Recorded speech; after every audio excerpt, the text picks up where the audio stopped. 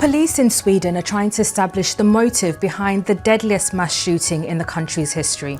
And they were just... Yeah, this morning we're learning more about those victims of what is the deadliest school shooting in state history. When you see me on the news, you'll all know who I am. You're all going to die. Oh, yeah. Can't wait. School shootings are some of the most gut-wrenching, horrifying tragedies that really leave behind scars that never fully heal. But some are so devastating, so unimaginable, that they stand out for the sheer number of lives lost and the destruction left in their wake. So, what are the deadliest school shootings in history, and how did they unfold? Let's delve into the worst of them, ranked from the lowest death toll to the highest. And 8 people have been killed after a gunman opened fire at a university in Siberia in Russia. Police have confirmed that the perpetrator is a student and has been wounded. Police officer Konstantin Kalinin demanded the shooter drop the weapon, but the attacker failed to obey and shot in his direction. Kalinin shot back, wounding but not killing the 18-year-old attacker. Я хочу выразить искренние соболезнования семьям, родным и близким всех погибших. This was the chilling moment a student captured 18-year-old Timur Bekmansurov, stepping into Perm State University just minutes before he unleashed one of the deadliest school shootings in Russia's history. September 20th, 2021, students and faculty members barricaded themselves inside rooms as the university issued an immediate lockdown. Some students were seen leaping from windows in a desperate attempt to escape, while the assailant, Bekmansurov, was ready to shoot anyone on sight. For context, Perm State University, located in Perm K, Russia, is home to approximately 13,000 students. But on that dreadful day, only about 3,000 students were on campus. The school was equipped with an alarm system designed to alert everyone to imminent danger. However, it wasn't activated in time because the person responsible for triggering it was shot by Bekmansurov at the entrance gate. This alone proved the attack was premeditated, yet there were several ignored warning signs that hinted at what was about to unfold. Before carrying out the attack, Bekmansurov, a freshman law student at the university, posted this image on social media with a chilling caption. I've been contemplating this for years, and I finally realized the time had come to act on what I've long envisioned. He also asserted that his motivations were not tied to politics or religion, but rather stemmed from deep-seated hatred for people. So he purchased a trauma firearm, which is a type of weapon designed to fire non-lethal rubber or plastic projectiles. However, they can be modified to accommodate any forms of ammunition, and that's exactly what Bekmansurov did. He made his way to the university at around 11:30 a.m. and managed to overpower campus security. A student inside an elevator recalled hearing gunfire and then witnessing what he believed to be Bekmansurov firing at 2 female students attempting to flee. Reports indicated that by 11:27 a.m., initial alerts of an armed individual had surfaced, with Bekmansurov firing at passing vehicles and pedestrians near the campus entrance before proceeding inside the classroom area. During the attack, he carried a total of 131 rounds, distributed between 2 bandoliers and a pouch, and in total, he discharged 37 rounds. Стояли с друзьями на проходной, как раз перед парами, возле машины. Слышим выстрелы, поворачиваемся, вот он в 20 метрах здесь стоит с дробовиком. Students and professors had to barricade themselves inside, while others had to find any means possible to escape. But eventually, Russian authorities stormed the building, and in this heated exchange of gunfire, Bekmansurov got injured and subdued. He was later taken to the hospital, along with dozens of students. In total, he killed 8 people and injured 47 others. By October 5th, 2021, he'd regained consciousness, but had undergone a leg amputation due to the severity of his gunshot wound. Subsequently, he faced a slew of charges, and after failing to convince the court that he was mentally unstable, because, let's be honest, that's the go-to excuse for people like him, he was found guilty on all counts and sentenced to life imprisonment in December 2022. And despite his relentless attempts to overturn the ruling, It's safe to say Bekmansurov would be spending the rest of his miserable life behind bars, right where he belongs. But if you think that was tragic, wait until you hear about these other school shootings. Next month will mark 13 years since the school shooting at Red Lake High School. 10 people died, including the student gunman. I thought it was a drill. It sounded like at first somebody banging on lockers, and it just, we didn't think it was a shooter. And people start running, and then it finally hit us. On March 21st, 2005, 16-year-old Jeff Weiss carried out a killing spree at 2 different locations on the Red Lake Indian Reservation in Red Lake, Minnesota. But that day, Weiss wasn't just going after students. He went after his family as well, bringing a twisted complexity into why he wanted so many people murdered on that day. To answer this question, we need to understand the type of sadistic household Weiss grew up in. He was born to a young, unmarried couple, whose relationship ended before he was born. And as a result, he spent his earliest years in Red Lake, where his father lived with his own parents. He stayed there until he was about 2 years old, when his mother took him back and moved with him to Minneapolis. In later online posts, Weiss described his mother as an alcoholic and alleged that she was both physically and emotionally abusive. By 1992, his mother had gotten into this relationship with another man who, according to Weiss, was also abusive. And because of his mother's unstable lifestyle, Weiss was frequently bounced between different schools where he got bullied a lot. And if that wasn't bad enough, Weiss's father would die by suicide during a standoff with Red Lake police, shooting himself in the head. Is that one of the officers involved in that standoff was Weiss's own grandfather from his mother's side. Now keep that detail in mind because it will come in handy later. Just 2 years after his father's death, his mother suffered severe brain damage in a DUI car accident. And in 2003, he enrolled at Red Lake Senior High School, where the bullying continued. But outside school, Weiss spent a significant amount of time on internet forums, specifically those linked to neo-Nazi ideology. And let's just say those kind of ideas led him to commit one of the deadliest school shootings of all time. At around 2:35 p.m. on the day of the shooting, Jeff, who was living with his grandfather at the time, grabbed a pistol from his room and shot his grandfather while he slept. 2 bullets to the head and 10 to the chest. According to his friends, Weiss may have had that gun for up to a year, but no one knows exactly how he got it. After killing his grandfather, he took the older man's police-issued weapons, a Glock pistol and a 12-gauge pump-action shotgun, along with the gun belt and a bulletproof vest. Then, he turned his gun on his grandfather's girlfriend, Sagana, shooting her twice in the head as she carried laundry up the stairs. After that, Weiss took his grandfather's squad car and drove to Red Lake Senior High School. At around 2:45 p.m., he crashes the vehicle into the building and then walks inside through the main entrance. 2 unarmed security guards stood at a metal detector, and without hesitation, Weiss kills one of them while the other manages to escape, telling staff and students to take cover. Weiss moved through the hallways, where he spotted English teacher Neva Rogers, pushing a computer cart and chatting with students. As soon as the shooting started, the students scattered, and Rogers rushed toward another teacher's classroom, pounding on the door. Once inside, she locked the door, turned off the lights, and told the students to hide under the tables. But it wasn't enough because moments later, Weiss arrived at the door, shot out the glass panel, reached through and unlocked it. Then he stepped inside a class where 15 students and 3 adults scrambled in the corner. We had a substitute teacher that day, and I forget her name, she left us in that room. But that's when we ran into that closet connecting to the class that Tom was in. The whole thing was a scramble. We all huddled in one corner of the room. A student named Rogers would start praying out loud, and that was the moment Weiss shot her in the head multiple times, killing her instantly. Then he turned to the students asking if they believed in God.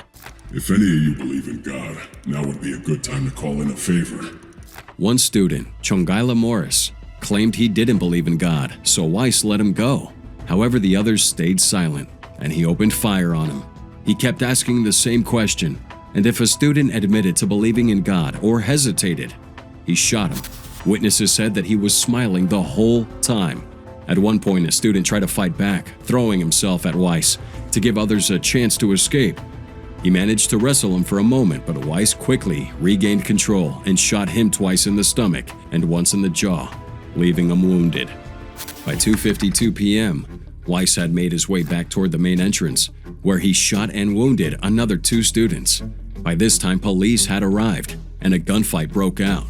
According to FBI Special Agent Paul McCabe, the shootout lasted around 4 minutes, but none of the officers were hit. Weiss, however, was shot 3 times, in the right arm, right leg, and lower back. Injured, he went back into a classroom where bodies were already laying on the floor, and before it was over, he shot 2 more students who had been hiding under tables. Then, with nowhere left to run, he leaned against a wall, raised his shotgun to his chin, and pulled the trigger. He died instantly, from start to finish. The rampage lasted 9 minutes.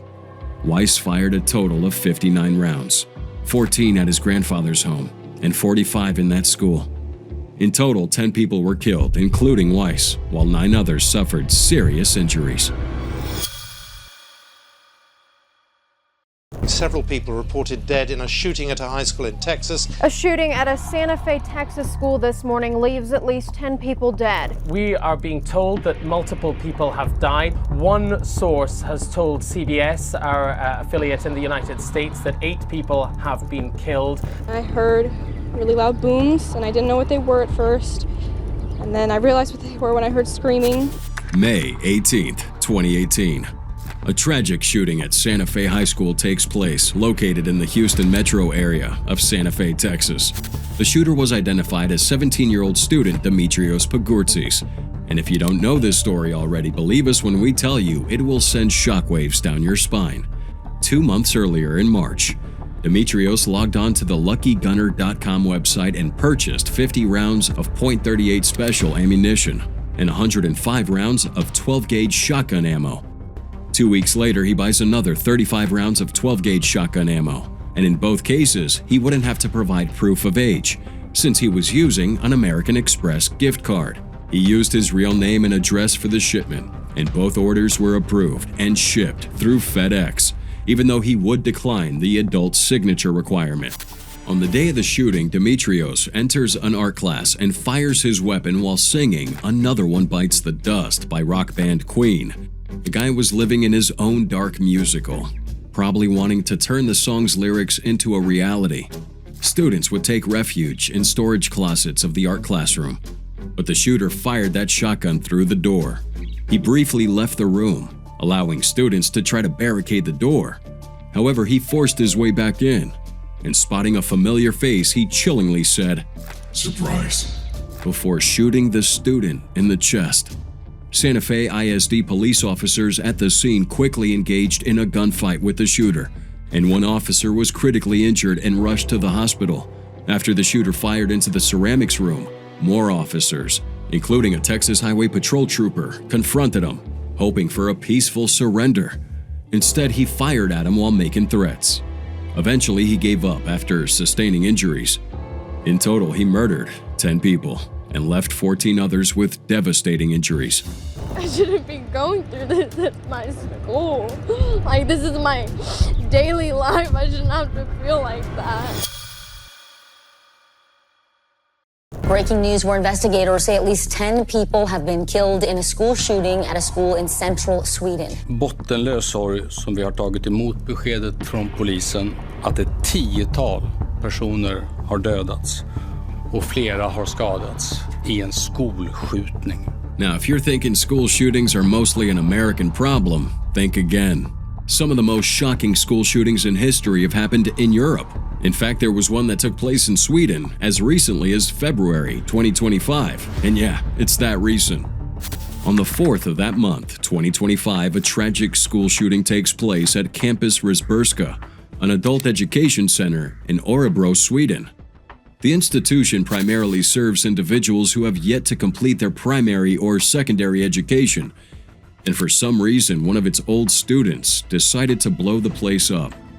The shooter, identified as 35-year-old Ricard Anderson, attended math classes at that school several years prior, but couldn't land a single job for over a decade. And while no one knows what exactly his motives were, it's safe to say that he had some serious grievances with the institution. Now, on the day of the incident, Anderson arrives at the campus about an hour and a half before launching the attack, and about 90 minutes later, authorities were alerted. Witnesses, including teachers, recounted hearing gunfire from a hallway, followed by an eerie silence that lasted around a half an hour before more shots were fired. To their luck, many of the students were away from the school during this incident, so it made it easier for the few around to scramble into safety. By the time there was barely anybody around to shoot, law enforcement stormed the building, and after a brief gunfire battle, he was found dead at the scene. Now here's the thing. We don't know if he killed himself or if the police did it. Remember, the case is still kinda new, so there's an investigation going on. However, what we do know is that Anderson had acted alone, and the type of guns he used were lethal. I'm talking semi-automatic rifles and Glocks. And even more shocking, those guns were legally registered in his name. He brought them into the school concealed inside a guitar case and 2 bags. And before carrying out that attack, he changed into his military-style attire inside one of the school's restrooms. In total, 11 people were killed that day, including the shooter. And even though Sweden has had its fair share of school shootings in the past, none have ever been on a magnitude like this. My name is Lance Strickland. I was shot 5 times at Columbine High School. So first a student came running up the stairs and they said, someone's got a gun downstairs and they're shooting. And so we all stand up and, the teacher's like, sit down. And so we kind of sit back down and then the gunfire erupts outside the door. Where the room's located is sort of catty corner to the library. So while we were in there, we did hear gunfire, lots of gunfire outside. We heard gunfire and screams outside while we were hiding. On the morning of April 20th, 1999, Columbine High School senior Brooks Brown noted something strange. His friend Eric Harris had missed his morning classes. Even weirder was that Harris was a straight-A student and had just missed his philosophy exam. Now, just before lunch period, Brown walks outside toward the designated smoking area near the school's parking lot. And on his way there, he sees Harris wearing a trench coat and pulling a bulky duffel bag from his car, parked far from its usual spot. And as Brown began to question why he missed class, Harris interrupted him, saying, "It doesn't matter anymore, Brooks. I like you. Now, get out of here. Go home." Brown was confused, but little did he know that his friend Harris had just saved him from witnessing one of the bloodiest school massacres in America's history. Eric Harris and Dylan Klebold had met in middle school, but didn't become inseparable until midway through high school. While some suggested they were both targets of bullying, many more accounts say they were quite popular and had a sizable friend group. In high school, they both got arrested for their first felony, breaking into a parked van and stealing electronic equipment.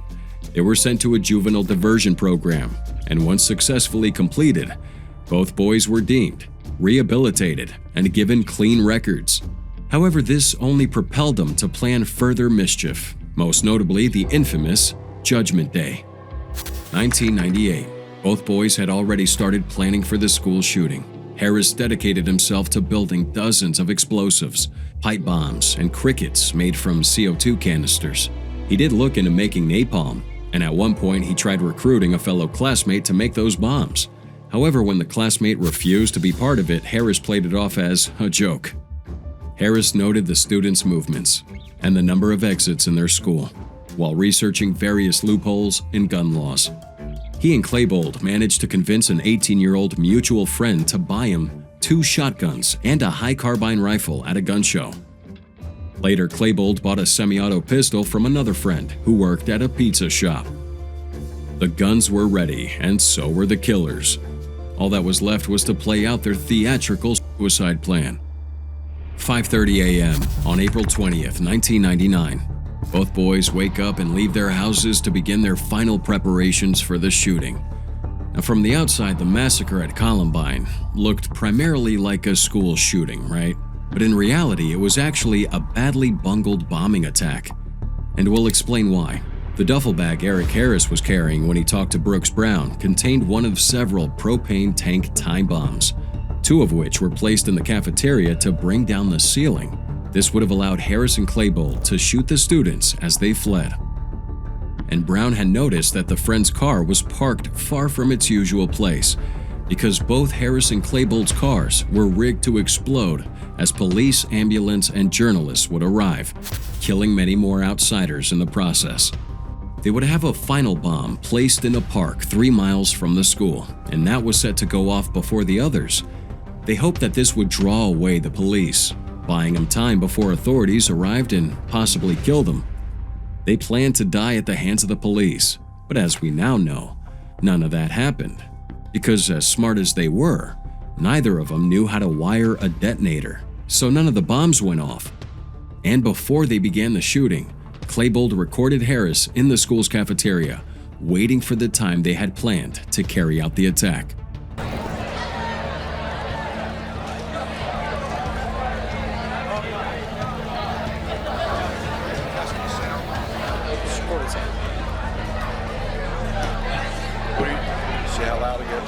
Disturbingly, that's the last recording of the boys. And once the carnage began, Claybold got cold feet, especially after the bombs in the cafeteria failed to detonate. They were supposed to be standing yards from each other for an optimal firing range, but when the shooting started, the two were together at Claybold's assigned position. Many say it was because Harris had convinced Claybold to go through with the attack at the last minute. But even with that, Harris did most of the shooting. And while it was all going on, one teacher, Hattie Nielsen, made this chilling 911 call from the school's library as Harris and Claybold approached her location. What's your name, ma'am? My name is Patty. Patty? No, everybody get up right now. Please go to the library. Please get everybody get up right now. Okay. Please hold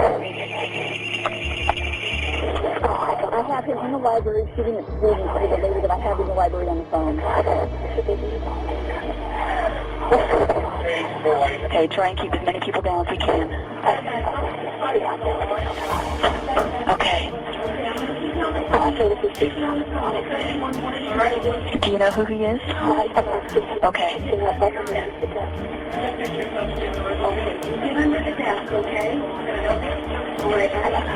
About a half an hour into the attack, Harris misfires his shotgun, causing it to recoil into his face and break his nose. Security footage captured their failed attempts to detonate propane tanks using pipe bombs and shotgun blasts. Frustrated, they make their way to the school's library, where nearly 50 terrified people were at their mercy. Yet, for reasons unknown, they left, giving most of the students a chance to escape. In the end, a SWAT team arrived and this intense gun battle ensued. The shooters then took their final shots, but they weren't aiming at others. They turned the guns on themselves, ending their lives on the scene. This brought the total number of deaths to 15, while 24 others were left with grave injuries. 50 years ago today, a sniper committed the nation's first mass shooting on the UT campus in Austin. Yeah, on August 1st, 1966, Charles Whitman climbed to the observation deck of the UT Tower, and from there he shot and killed. Now, when it comes to mass school shootings, the 1996 UT Tower massacre doesn't get talked about as much, but make no mistake, it was the deadliest of its time, even deadlier than Columbine. On August 1st, 1966, chaos unfolds in Austin, Texas, when 25-year-old Charles Whitman carries out a brutal shooting spree from the University of Texas Tower. Nothing like this had ever happened before, and authorities were completely unprepared, scrambling to figure out how to stop the bloodshed. The result? Even more chaos, even more lives lost, and the killer? Just as unhinged as the twisted motive that drove him to unleash this nightmare. For context, Charles Whitman was raised in a troubled home by an abusive father who was both controlling and very violent. But despite the harsh discipline, Whitman was exceptionally intelligent, excelling in academia and becoming an expert marksman. He enlisted in the Marine Corps, where he initially performed well, but struggled with authority and discipline. He then enrolls at the University of Texas as part of this military program, but now his academic performance keeps declining. At around this time, he married Kathleen Lesner, a fellow student. Things were pretty smooth up until 1966, when Whitman began battling severe headaches and started experiencing intense fits of anger. Concerned about his mental state, he sought help from a university therapist who suggested further sessions. However, Whitman never returned. His mental state kept declining, and it didn't take long before the voices in his head took over. On the evening of July 31st, Whitman visited his mother, only to stab her in her apartment before returning home and then killing his wife as she slept. Then in the early hours of August 1st, he meticulously prepares for what was to come. He leaves behind many notes detailing his thoughts and actions, expressing confusion over his mental state, and requesting an autopsy on his brain. He then packs an arsenal of weapons, including rifles, shotguns, and over 700 rounds of ammo, along with food, water, a machete, and other supplies. Disguising himself in a khaki overall, he sets off for the University of Texas Tower. He gets there around 11:30 a.m. and heads for the tower, disguised as a janitor, hauling his supplies onto the elevator and then up a stairwell to the observation deck. His first victim on campus was a receptionist on the 28th floor. Moments later, he encountered a tourist family in the stairwell, killing two and severely wounding the other two. He then barricades the entrance to the observation deck to secure his vantage point. At 11:48 a.m., Whitman began his relentless assault, using rain spout openings as turrets to fire at unsuspecting victims below. Over the next 96 minutes, he fires approximately 150 rounds, killing 15 people, including a police officer, and wounding 31 more. Panic spread throughout the city as law enforcement scrambles to respond. Witnesses duck for cover, some feigning death to avoid being shot. Police officers and civilians would attempt to return fire, but would struggle to reach the well-shielded sniper. At 1:24 p.m., Whitman's killing spree came to an end. Two Austin police officers, Ramiro Ray Martinez and Houston McCoy, along with an armed civilian, Alan Crum, made their way to the observation deck. And as Whitman sat against a wall, Martinez fired 6 shots, missing every one, but it gave McCoy the chance to fire 2 shotgun blasts that struck Whitman in the head, neck, and left side, leading to his instant death. In the aftermath, investigators sought answers to what drove Whitman to such carnage. An autopsy revealed he did have a brain tumor, but experts disagreed on whether that influenced his actions. And honestly, we may probably never know what drove him to such an extreme fleet of madness. I saw, literally heard the shots, and there was 3 people dead. We saw his body for 30 minutes. We were just praying and crying, and then the police came and we just got out. Where do I even begin with this one? I mean, there are evil people in the world, but very few compared to the cruelty of Nicholas Cruz. This individual is responsible for the horrific shooting at Marjory Stoneman Douglas High School, where he took the lives of 17 people and injured 17 others. Born September 24th, 1998, Cruz's life was a tragedy from the start. He lived with his biological mother, Brenda Norma Woodard, who was a convicted felon and drug addict. So after she died, he was adopted by Roger and Linda Cruz, a couple who eventually would pass away as well, leaving him orphaned once again. In the midst of these losses, Cruz struggled with issues of his own. Between 2014 and 17, Cruz bounced between 6 different schools in this effort to address his behavioral issues. In 2014, he was placed in a school specifically for children with emotional or learning disabilities, but even there, he made threats against other students. And despite the red flags, in February 2017, Cruz legally purchases an AR-15 style semi-auto rifle from a Coral Springs gun store, passing the necessary background check somehow. This gun joined an already growing collection that included at least 1 shotgun and several other rifles. On social media, he posted disturbing content, including a Snapchat image of him cutting himself and a chilling YouTube comment claiming that he'd one day become a shooter. Today is the day that it all begins. The day of my massacre shall begin. All the kids in school will run in fear and hide. From the wrath of my power, they will know who I am. I am nothing, I am no one. My life is nothing and meaningless. February 14th, 2018. What should have been a nice Valentine's Day turns into a day of terror. Cruz opens fire at Parkland High School, killing 17 students and staff members in a brutal attack. Now, we're going to leave out some gruesome details as to how he carried out the massacre. We'll just say that it was an act of unimaginable cruelty. Cruz initially fled the scene on foot, blending in with the other students to escape. However, his freedom was short-lived, as he was identified and arrested just over an hour later. Finally, on November 2nd, 2022, Cruz was given 34 consecutive life sentences without the possibility of parole, one for each of the victims he murdered and wounded. But his sentence was met with disgust from the public and relatives of his victims. They believed if there was anybody in the world who deserved the death penalty, it would have definitely been Cruz. I mean, killing 17 people is crazy work, and some inmates currently on death row haven't committed such a preposterous crime.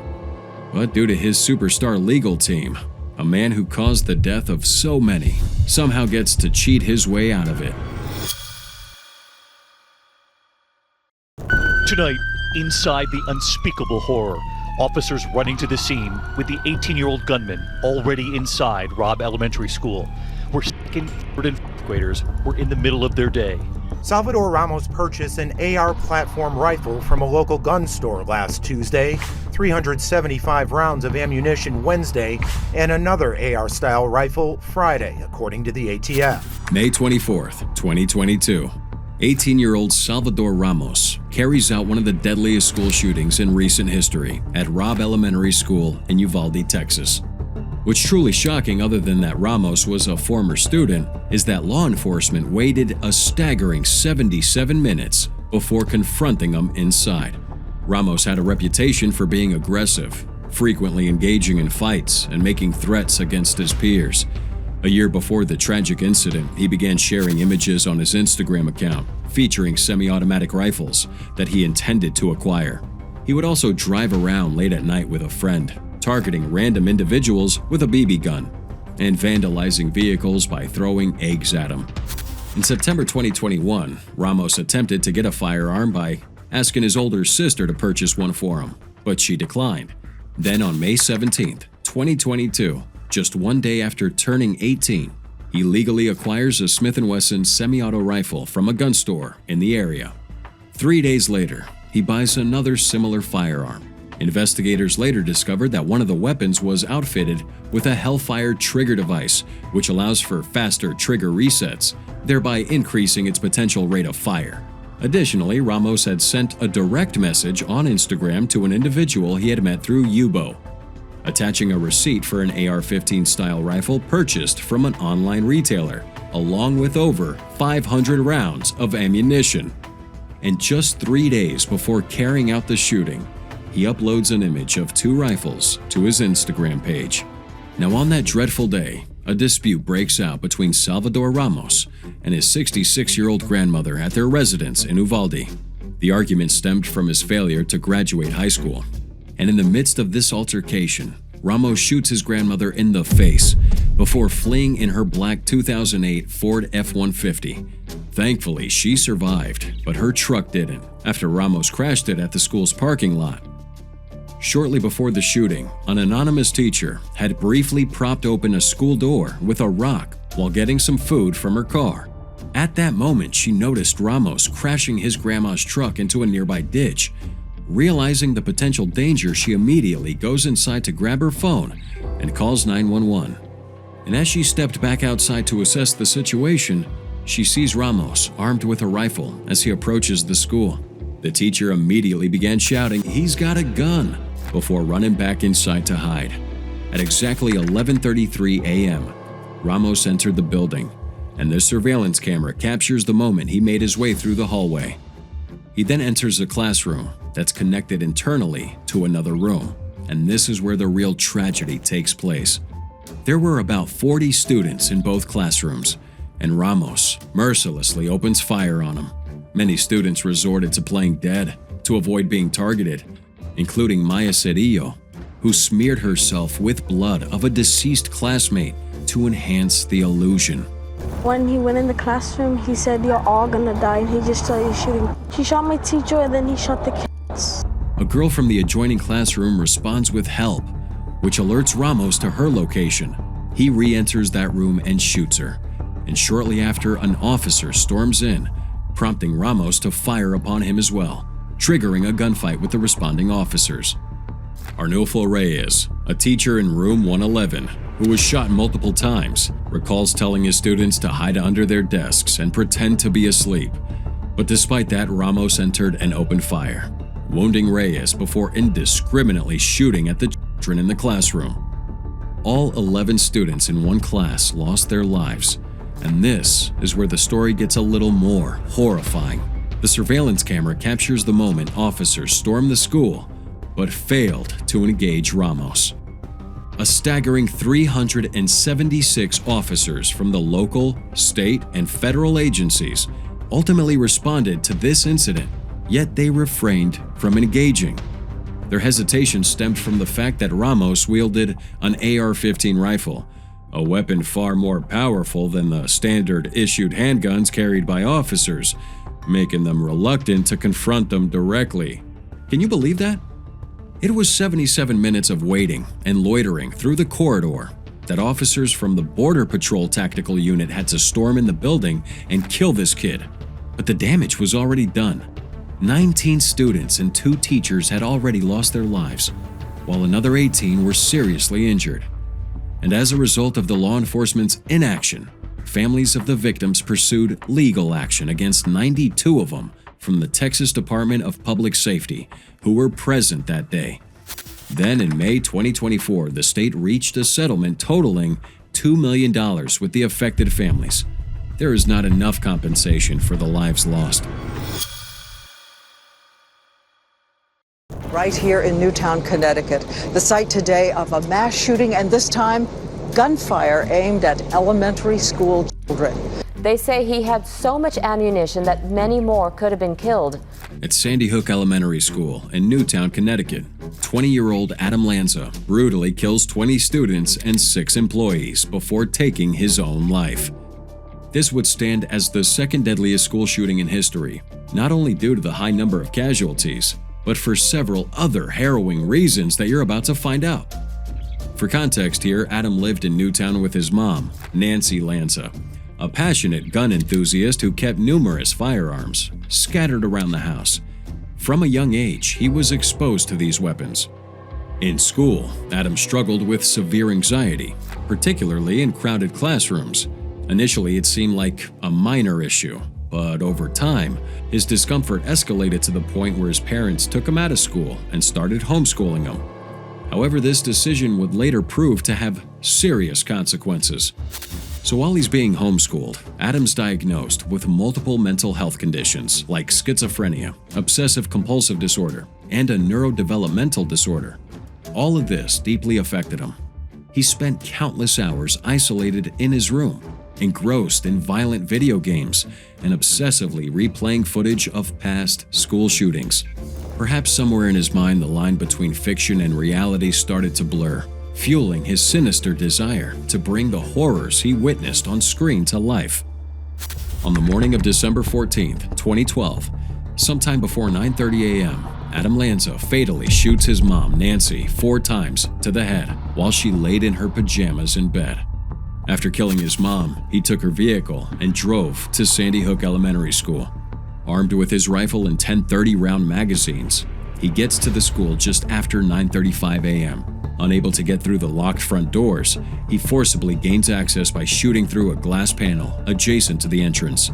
Dressed in black, wearing yellow earplugs, sunglasses, an olive green utility vest, and a black hat. As morning announcements played over the school's intercom, some people inside overheard the initial gunshots. A boy later recalls hearing the shooter command, "Put your hands up," followed by another voice pleading, "Don't shoot." He and his classmates, along with their teacher, sought refuge inside the gym's closet, while the sound of gunfire and screams filled the school. Lanza proceeded to get into a classroom where he took the lives of 14 children, leaving only one survivor in critical condition. From there, he moves to the next classroom, where he kills 5 more students and their teacher, who had desperately tried to shield one of the children. Tragically, that student also lost their life. By this time, law enforcement had arrived, and at approximately 9:40 a.m., officers report hearing a final gunshot.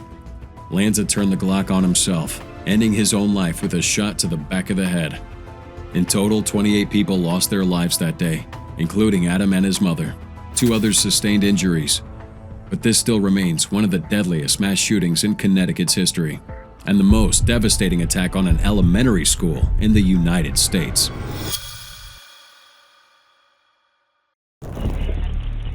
What a life it was, so nice. Do you think I wanted to do this? Do you think I've ever dreamed of dying like this?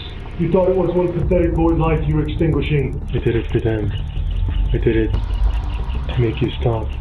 What you did to me, to the future generations of the weak and the defenseless. Like Moses, I split the sea and lead my people. The weak. I could have fled. But no, I will no longer run. If not for me, for my children, for my brothers and sisters. I did it for them. You have vandalized my heart. You may want to relax a little bit for this one. What you're about to hear is soul-piercing. From an early age, Sung-Hui Cho was mute. He never spoke to other kids, nor did he converse with his family. And while growing up in Seoul, South Korea, his mom was deeply troubled with his withdrawn nature. When the family would later move to the US, they had hoped that the change would help him become more confident and maybe socially engaging. But instead, his isolation only deepened. In 1992, the Cho family settled in Detroit and then eventually relocated to Centerville, Virginia. Sung-Hui was enrolled at Westfield High School, one of the largest in Fairfax County. There he endured relentless bullying and ridicule from his peers.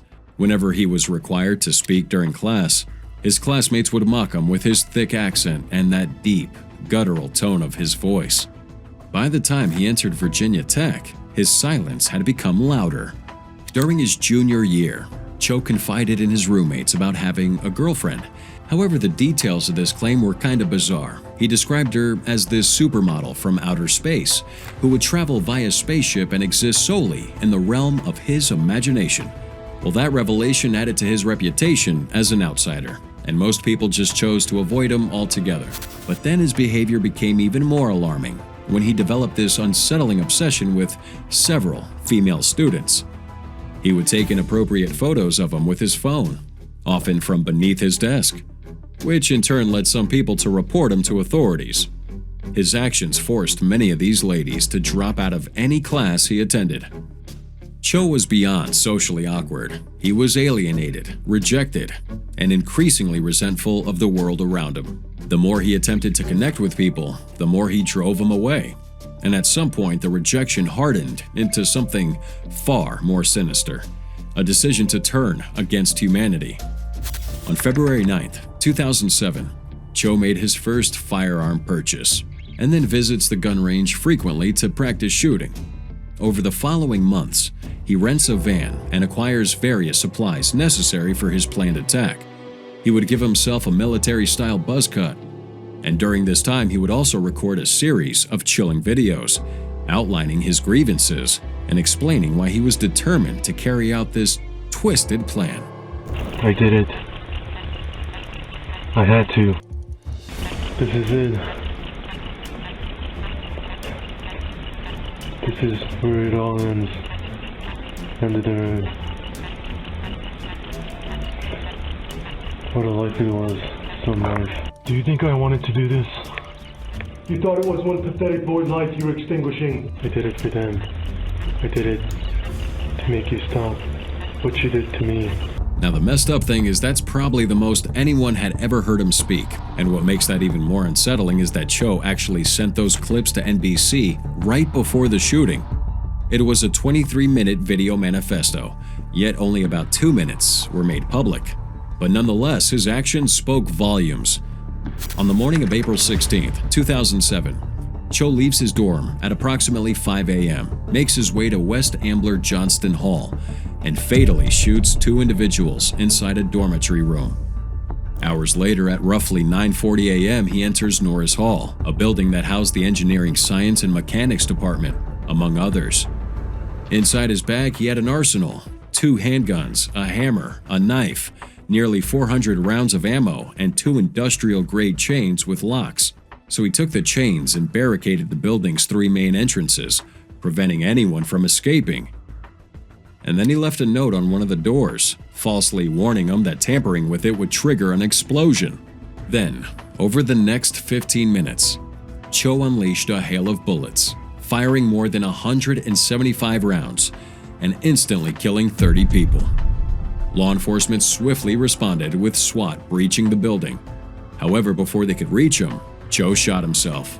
When the dust settled, he had killed a total of 33 people and left 23 others wounded. This remains the deadliest school shooting in U.S. history with the highest death toll. And hopefully, a tragedy that will never be surpassed.